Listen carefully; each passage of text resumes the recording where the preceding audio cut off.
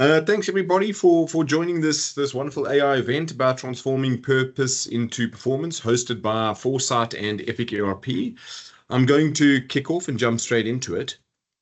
Today we're going to be running through just a quick welcome, obviously just welcoming everybody here to the webinar. And so thanks for giving up some of your precious time to join us today. I think hopefully you'll take a lot of value from today's session. We'll quickly run through who Epic ERP is, a little bit about Epic ERP, where we've come from, some of our history, who the team is. From there, and that'll be brief, we'll jump straight into the AI business solutions for nonprofits. That'll be covered by Dr. Daniel van Eck, one of the team members here one of the directors here at Epic ERP. From there, we'll jump straight into a testimonial by Mark from Gorongosa National Park. A really awesome NPO success story. And then we'll jump into pricing and benefits. That'll be hosted by Saname from Foresight will cover that section. She's our Sure Step ambassador. And then what we'll do is open the floor to a Q&A. So just some quick, let's call it housekeeping rules around the Q&A. As the questions occur and as the audience wants to ask questions, please by all means do load questions into the Q&A section. So if you could rather use the Q&A button as opposed to using the chat button, and then what we'll do is just allow them to accumulate during the session, and then we'll answer all of those questions at the end of the session wherever possible. There is a 30-second delay between obviously what the speaker is saying and what we're presenting at the moment, and what you guys are seeing and what the audience is seeing. So if the questions do come through, there's going to be a 30-second delay on that as well when we get to the Q&A session. So it's not going to be quite live. So don't be alarmed if your question isn't addressed immediately. We will definitely get to it. Okay, so a little bit about who Epic ERP is. We're a group of 40 individuals. ERP is our game. We're passionate about ERP, and we're passionate about making a huge difference. This is just a quick photo of the team. As you can see, it's not a huge team, 40 people. What we like to say is that we're a vendor agnostic ERP implementation partner, which means we don't back a particular solution necessarily. It's all about the right fit for what the customer's actual requirements are. We are the specialists, really. So our core focus is on complex make-to-order manufacturing, complex engineering, and what's really relevant in the NPO space specifically is the project-based operations. Just around some of our experience and kind of academic excellence as well. Our directors cumulatively have over 75 years worth of experience in the ERP space. It's what we know. It's where we've cut our teeth. 90% of our consulting team are qualified engineers, and some of those have got master's degrees as well. So we really know what we're talking about. And then we've also got 2 MBAs on the team as well, and 1 PhD, which is obviously Dr. Daniel van Eck, who will be talking a little bit later.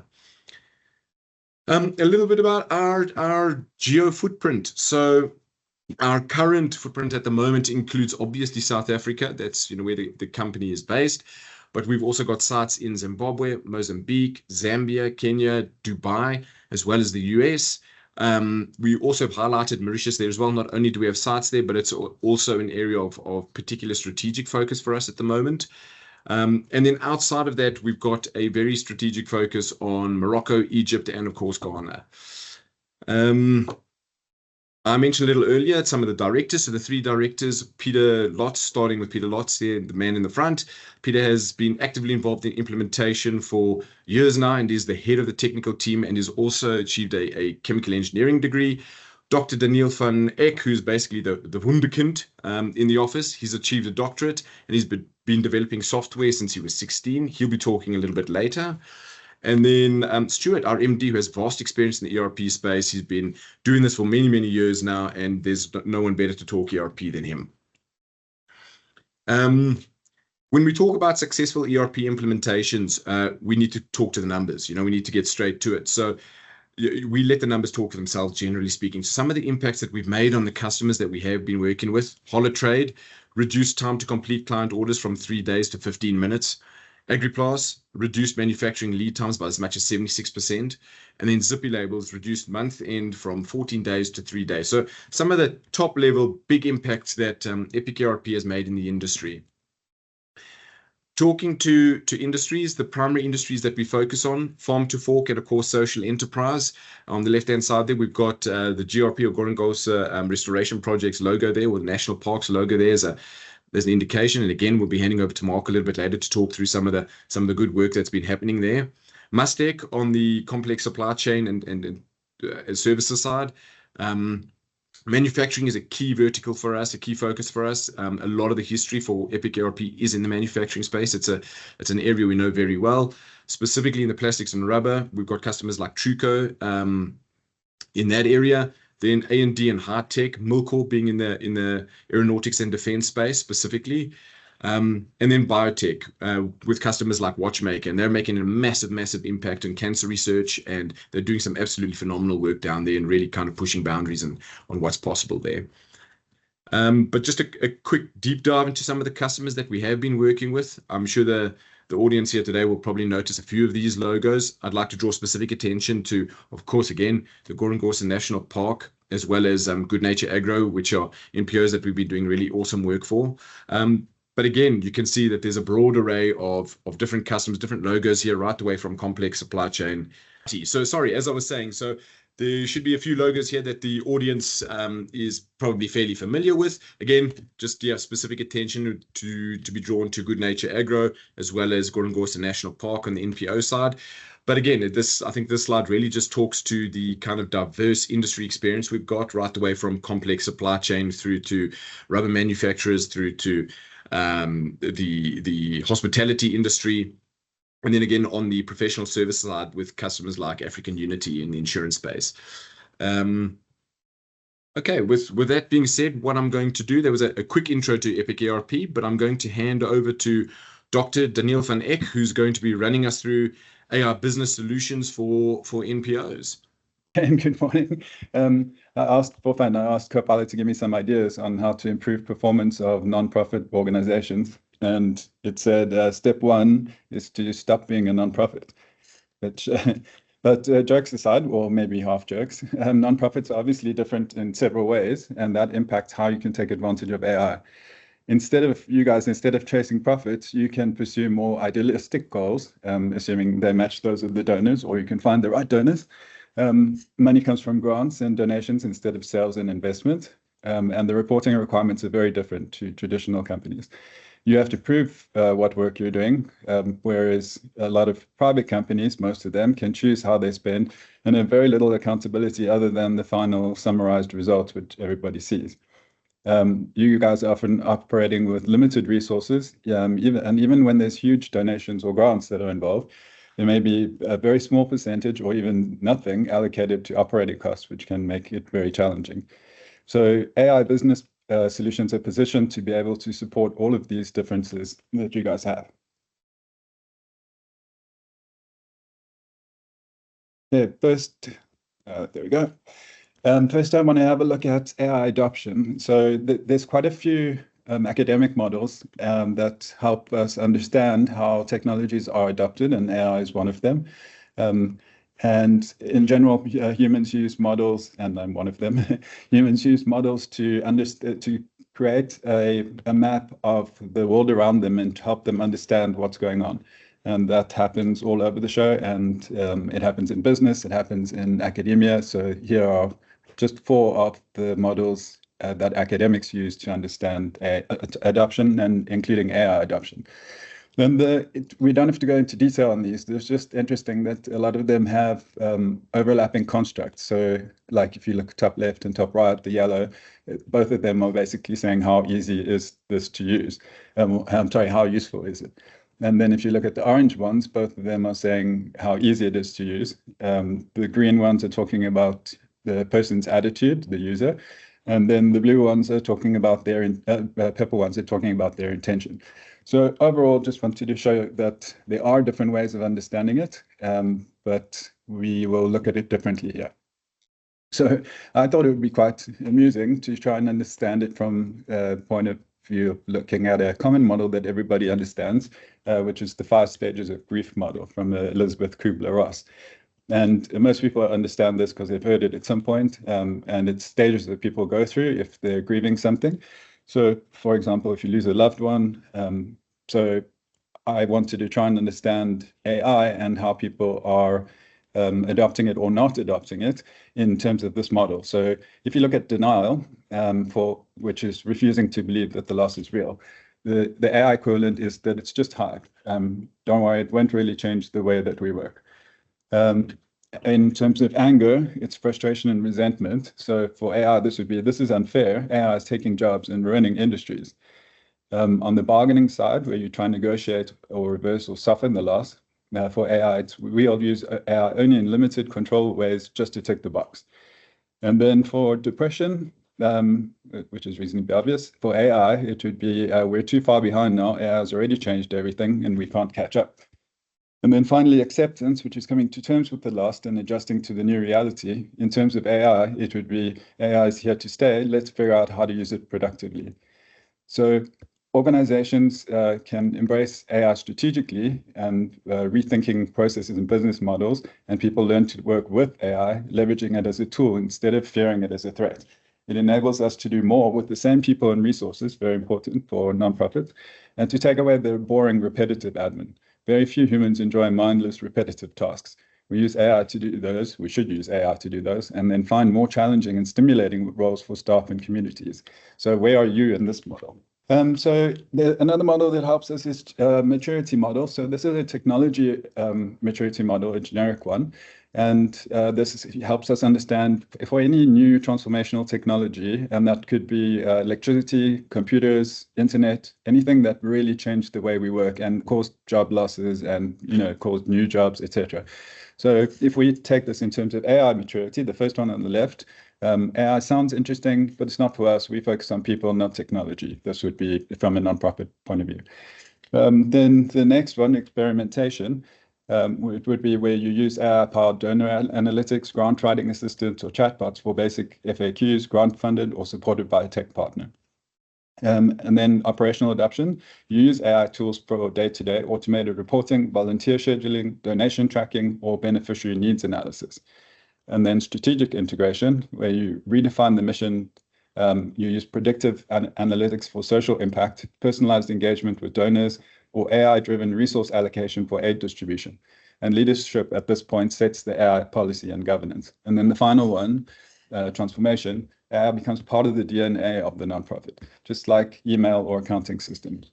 And so an example, what does this look like? An NGO using AI to predict famine or optimize supply chains becomes a data-first humanitarian organization. At this stage, not using AI would be like running an organization without internet access.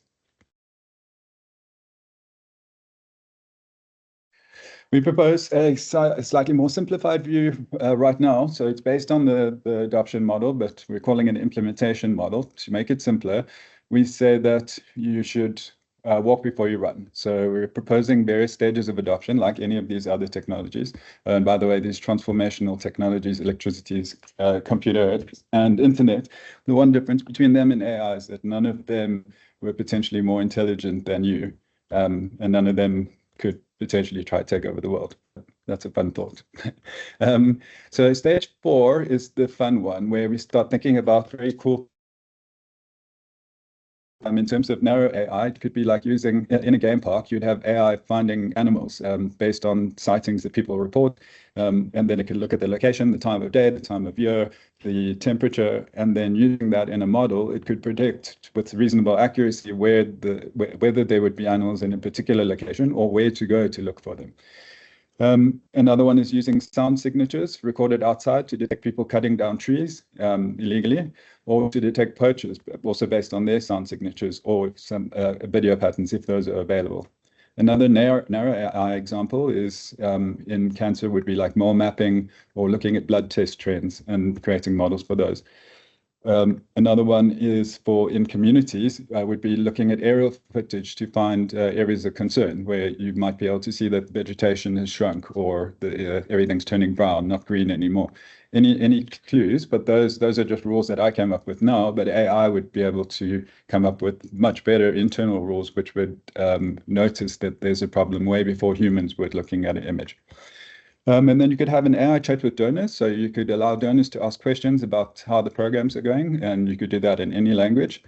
You could have one with beneficiaries, same thing allowed in multilingual, and the beneficiaries could ask questions about how the program works, how it applies to them, and literally almost anything.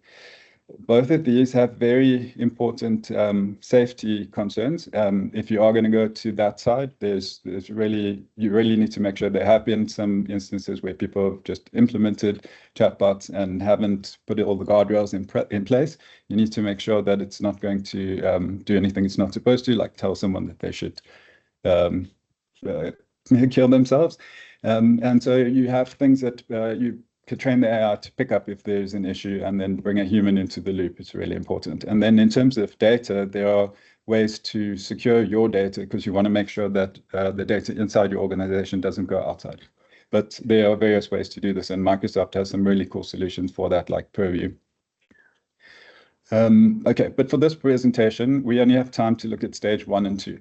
So stage 1 is where you have a digital assistant like Copilot. So this is where an AI-powered digital assistant, this is what Copilot is, built into Microsoft tools that helps you work faster, smarter, and more creatively by turning natural language into action, insights, and content. Sounded like it came straight from the website.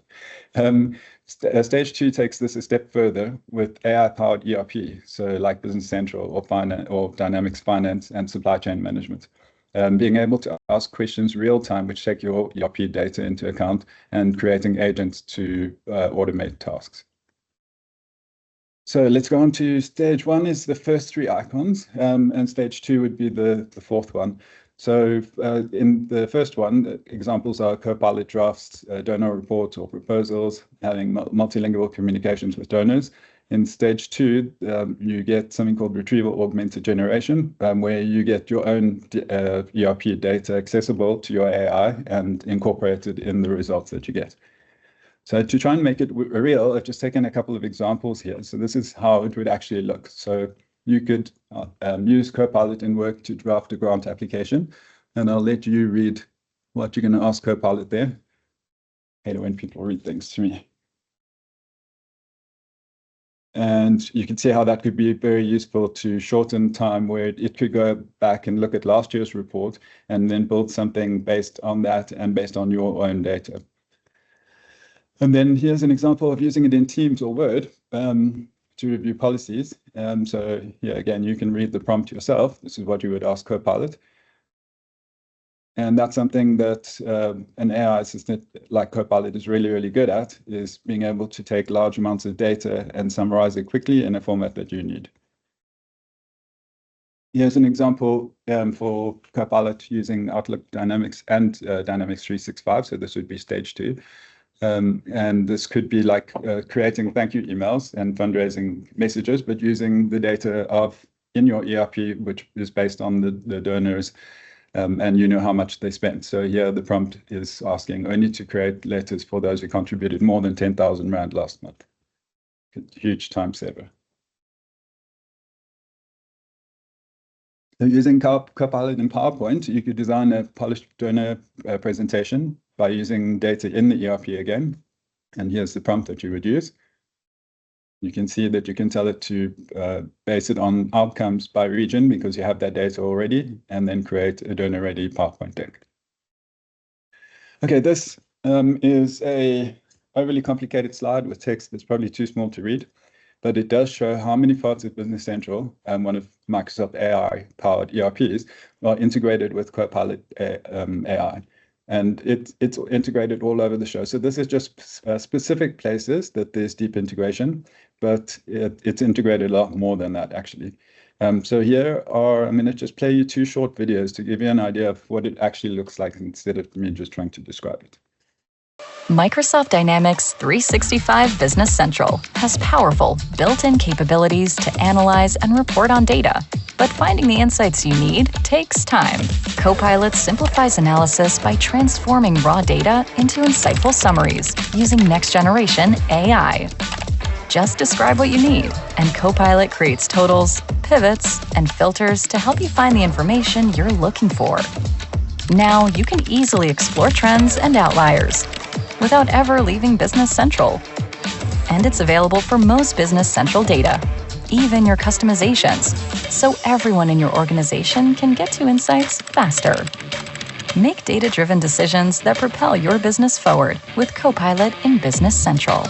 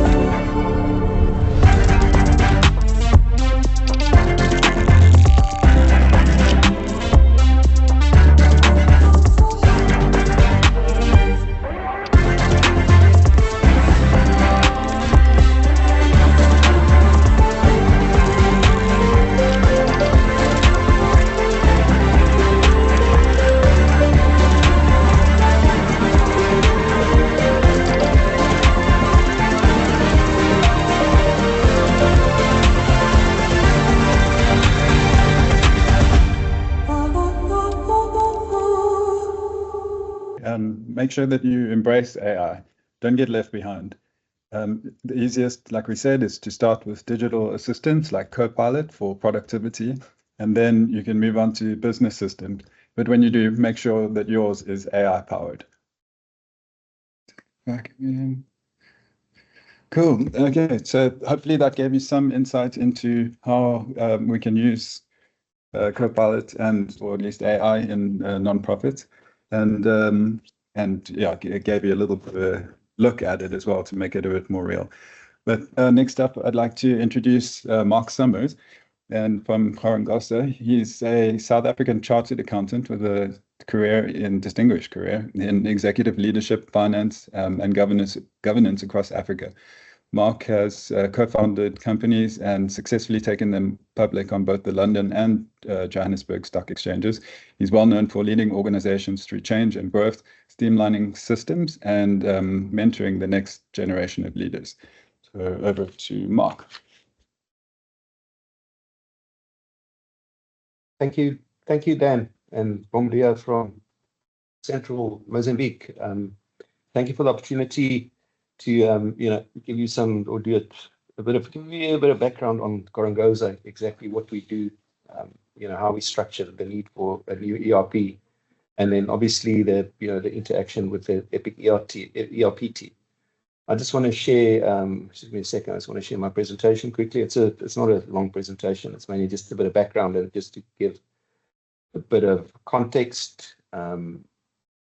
So let me do this. Can you all see my screen? Okay, so Gorongosa is a so maybe I'll start with the broader NGO is Gorongosa Restoration Project. And at the core of that is the Gorongosa National Park, which is the nucleus of the program. So just to give you an idea of what our mission is to generate prosperity and protect biodiversity across 2 million hectares of Africa's Great Rift Valley. Just to give you a bit of background as to exactly where we are in terms of location. So this is obviously Mozambique.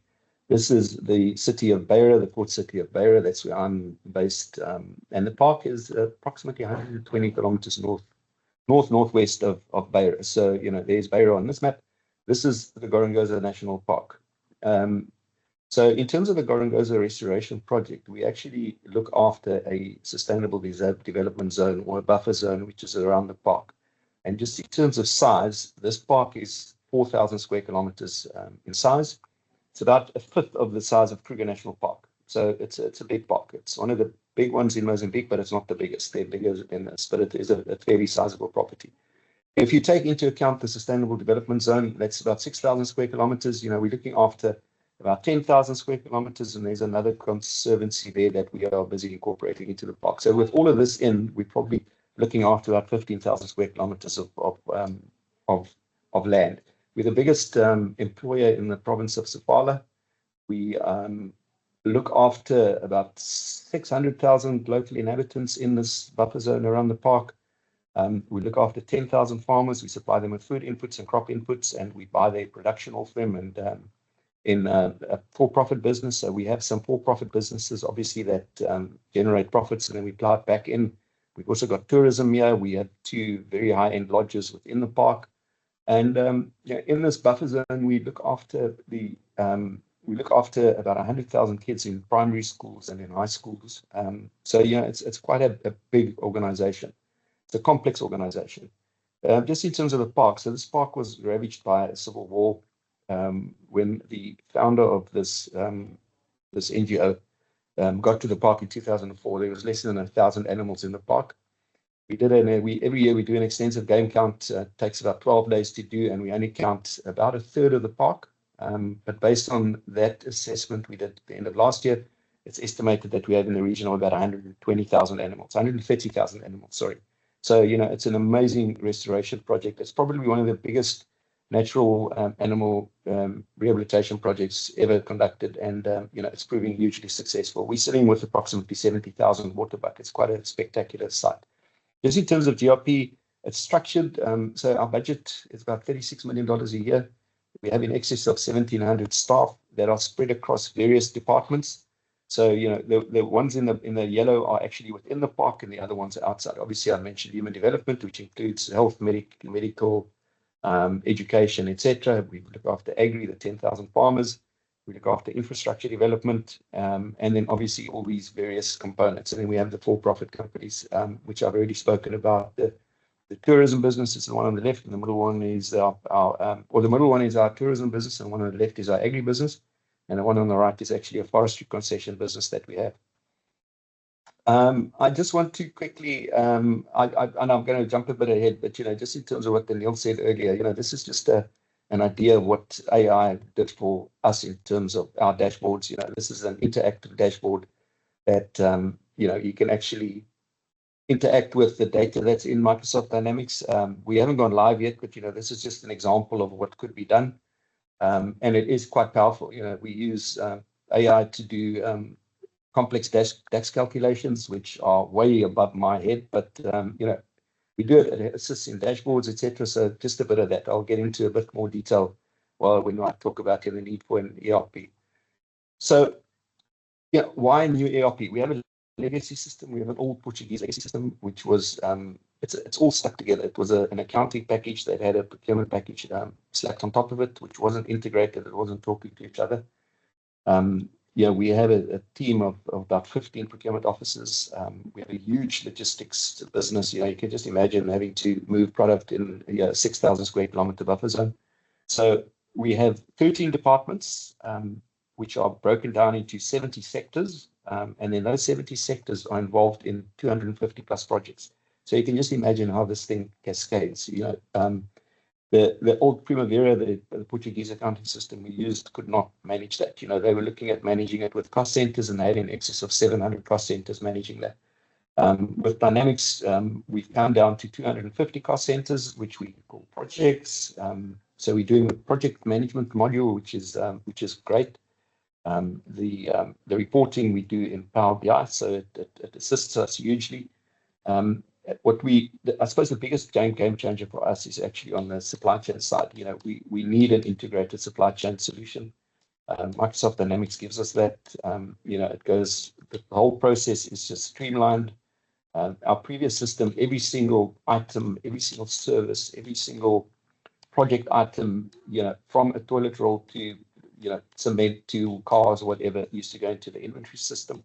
So you can just imagine how much work it is to actually get all those inventory items out of an inventory system and into and out of this booked out of the inventory system into a project, so that you can actually add it to donor reports, etc. So that was a game changer for us. We need a certain level of complexity, or we have a certain level of complexity that we need approvals at various levels. You know, you need a sector department approval, you need a grant manager approval with certain donor-funded projects that we do, because they obviously liaise with the donors, so they know what expenses are allowed on those donor reports and what are acceptable or not. So the functionality helps us with that. You know, it gives us, it's a bit more approval steps in the process, but at the end of the day, you know, we get better donor reports out and we get better data out of the system. And then just in terms of working with Epic ERP, you know, it's been a very long process. I've been involved with ERP for 2 years now, and I think my predecessors were involved with Epic ERP probably before that. So I think it took just on a year, maybe longer than a year, to actually, you know, to and fro with proposals. We've been developing for the last, I think it's a year. We're going live at the end of this month, or beginning of October. It's now getting to that stressful situation where, you know, there's a lot of angst and a lot of nervousness about this new system. But, you know, so far so good. Working with the Epic team has been really good. You know, they're knowledgeable bunch of guys. You know, I've had some very close interactions with them. I like the way that it's structured. You know, they have a consultant that looks after finance, they have a consultant that looks after supply chain, and they have a consultant that looks after the project management side of it. So, you know, you've got all those bases covered. The experienced team that I've been dealing with, you know, in terms of not just ERP, you know, we had to go through a process of we had a legacy system, and we had a legacy system of Google Mail and Google Drive. You know, obviously, if we want to use the full functionality of Microsoft Dynamics with, you know, all your other applications, it just makes sense to migrate to Microsoft. So the Epic ERP team facilitated and assisted us in, you know, with that migration process. We migrated 280 users from Google Mail to Microsoft. We migrated from OneDrive to from Google to Google Drive to OneDrive and to SharePoint. And, you know, we've got 20 years of data that was migrated, etc. Epic ERP also assisted us in training our staff in Microsoft. You know, it's coming out of Google. You know, you don't know all the functionalities that's available within Microsoft suite of products. You know, we all know the usual ones, but the interaction with Teams, the meeting functionality of Teams is absolutely brilliant. The team has also been very patient with us. You know, we've got it's Portuguese speaking countries. So, you know, obviously there's a lot of translation. We have a lot of staff that can't speak a word of English. So, you know, it's a difficult situation to manage. It's a complex situation to manage. But yes, I suppose that is it. I've given that is all of that. And another point my final point I want to raise is that you know, the Epic team was really good in securing NGO discounts for us on our subscriptions. You know, it really helps. You know, we can use that money in other places and put it to good use in other fields. So yes, thank you for that. It's been a good experience, and yes, thank you for the opportunity of telling our story and giving you a bit of background and a testimonial. Thank you. Awesome, Mark. Thank you very much. Hugely appreciative of the time you've taken to kind of put that together and talk to us today. So, you know, thank you very much. Obviously, working with the GRP team has been absolutely phenomenal. And I think just to kind of talk a little bit further about some of the pricing that you just mentioned right now, I'm going to invite Salome onto the call now, who's going to just run us through some of the benefits, some of the pricing details for the non-profit structures. She is the SureStep ambassador that we work through at Foresight. So with that in mind, Salome, over to you. Thank you so much. I am quickly going to share my screen. Guys can give me 2 minutes. Just quickly see today. I'm facing technology difficulties. Clearly been giving my PC too much of a hard time. Let me quickly go here. I'm gonna let me know when you guys can see my slide.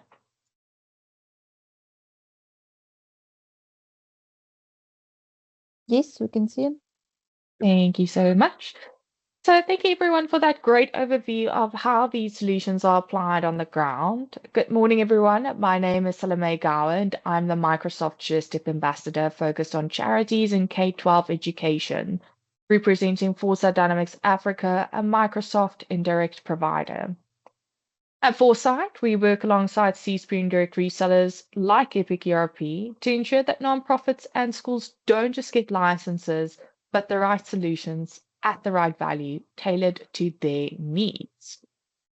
So let me walk you through Microsoft Elevate's program and highlight some of the licensing benefits. Microsoft Elevate brings philanthropy, nonprofit licensing, and education initiatives into one program. So over the next 5 years, Microsoft has committed $4 billion globally. Through Elevate Academy, the goal is to help 20 million people achieve AI skills credentials by 2027. Elevate is designed to deliver scalable and sustainable impact for nonprofits and schools. So one of the biggest advantages of Elevate is in licensing. When you purchase through Microsoft partners such as Epic ERP, eligible nonprofits and schools can access Microsoft Cloud solutions at up to 75% discounted rates.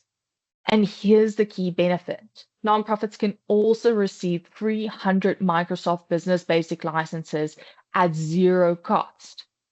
This means you can empower staff or volunteers with enterprise-grade tools while still keeping costs predictable and affordable.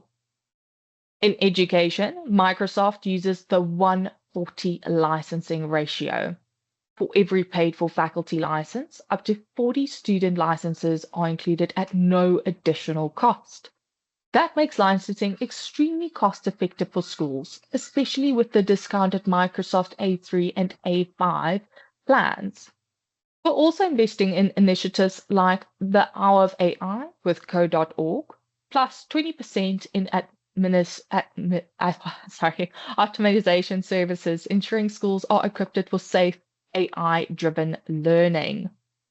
So to close off, Elevate is not just about technology. It's combining grants, licensing, and skilling to deliver it through partners' ecosystem.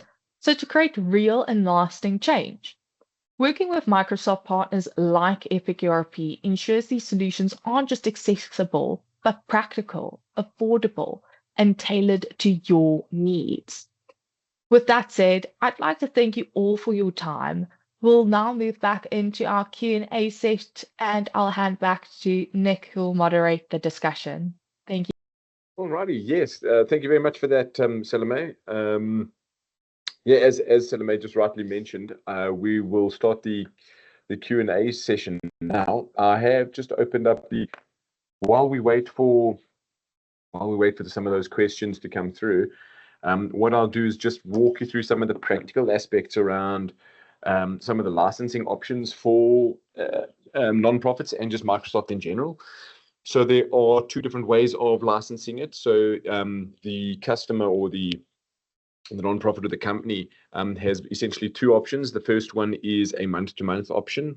The alternative to that is a 12-month commit paid annually upfront.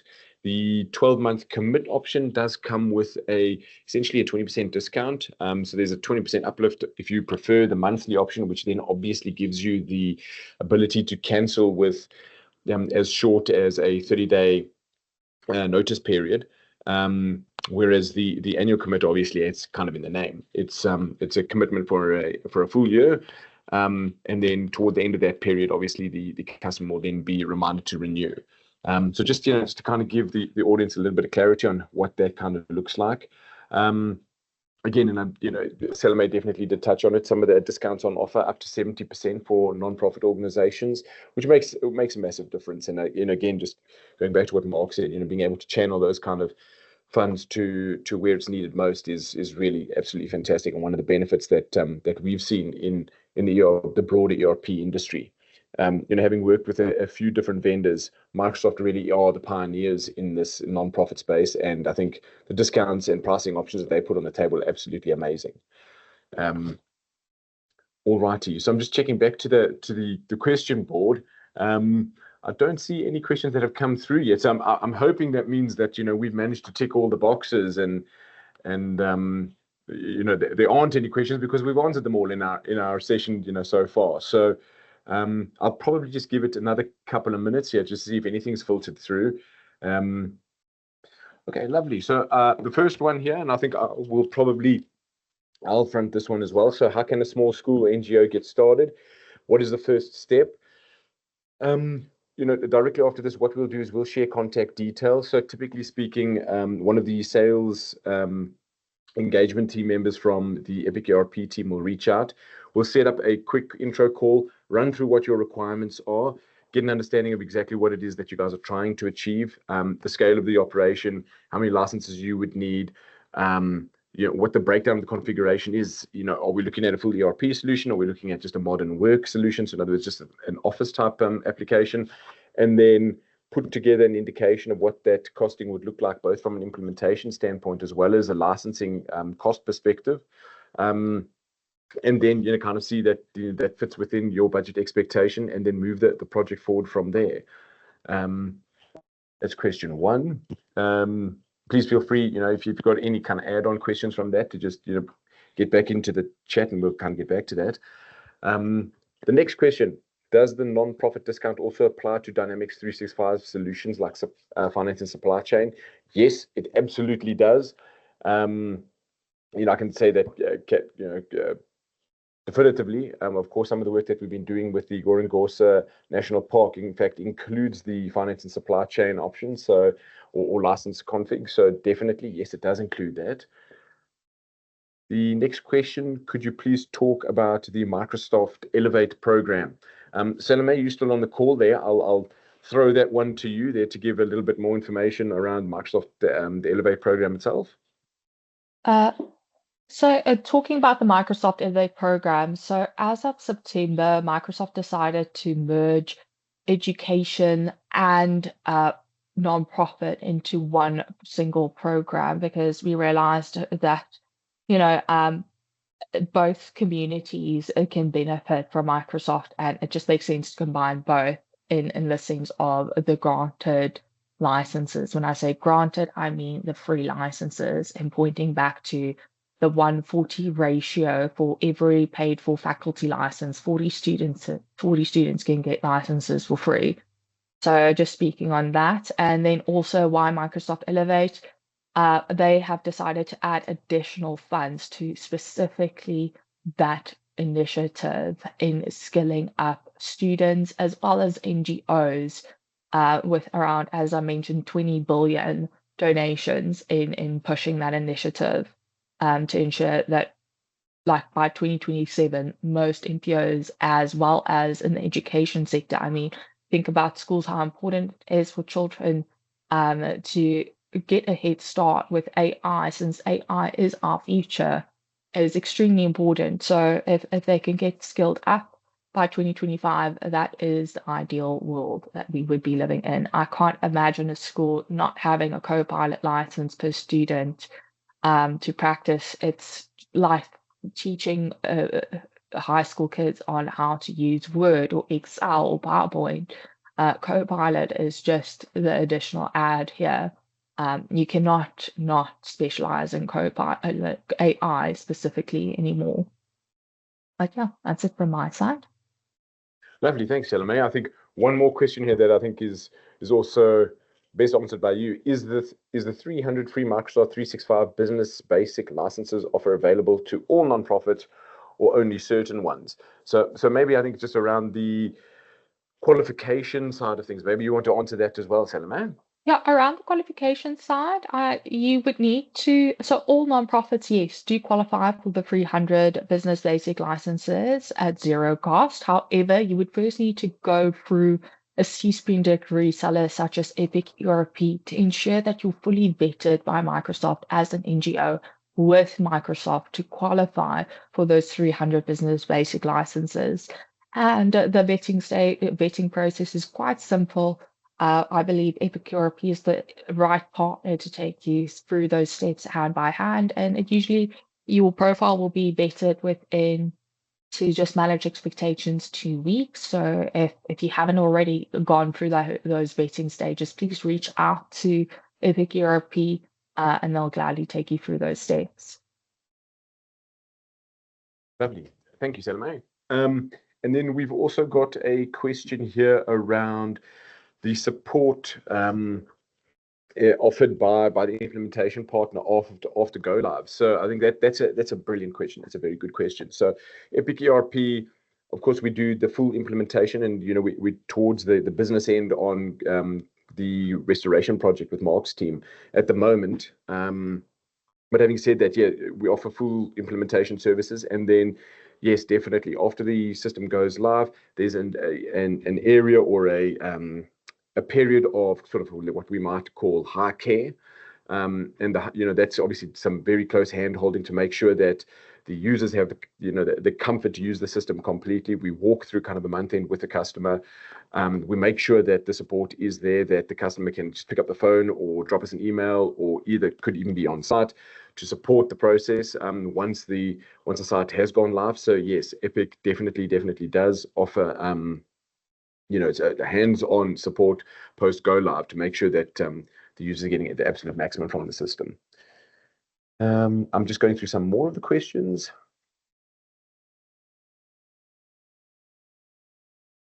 A quick question here: is the license renewed annually? Yes, the license is renewed annually. Of course, it really comes down to what the specific customer's requirements are. So, naturally what would happen is that you start the implementation, we spin up an initial batch of licenses. Once the site itself actually goes live on the contract anniversary, or rather on the initiation date anniversary, what we will do is work with the customer hand in hand to take a look at what the existing configuration looks like and what the renewal configuration would look like. And then, yes, we would procure those licenses for the next 12-month period. I hope that answers the question there. I'm just looking for some more questions here to see if anything else has come in.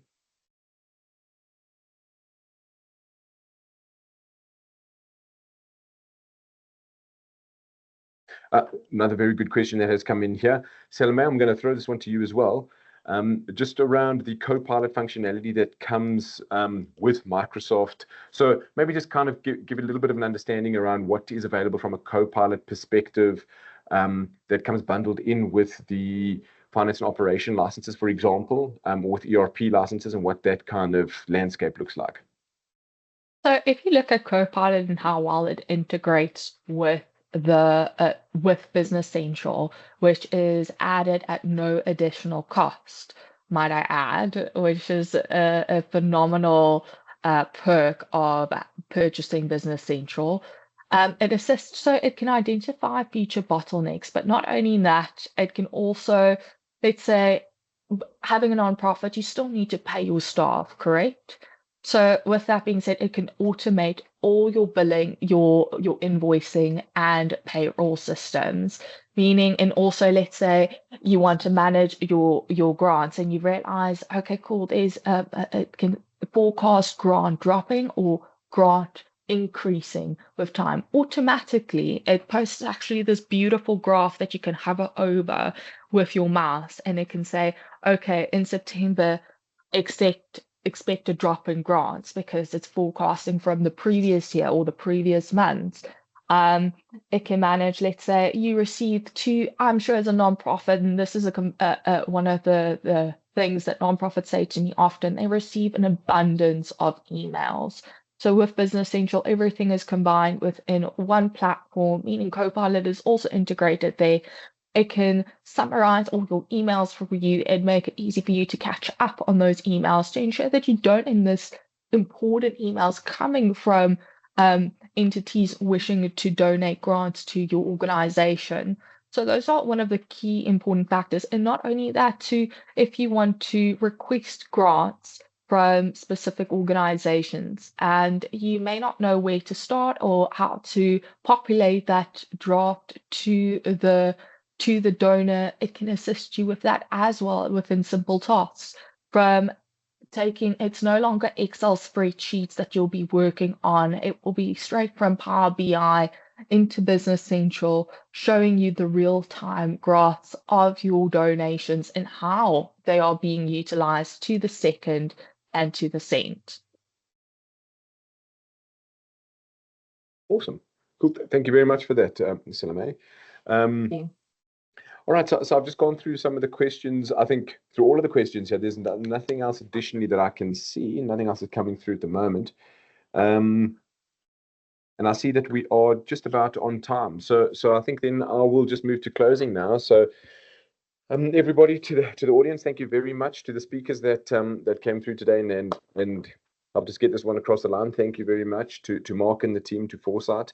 And again, just to go back to it, the audience, thank you very much for carving out an hour of your time to join us on this session. I hope you found it super valuable. And of course, it goes without saying, if there are any additional questions arise, or if you need some clarity on any of the information that's been provided today, we would be more than happy to reach out and kind of help you through this journey. So by all means, drop us an email, drop us a line, Epic ERP.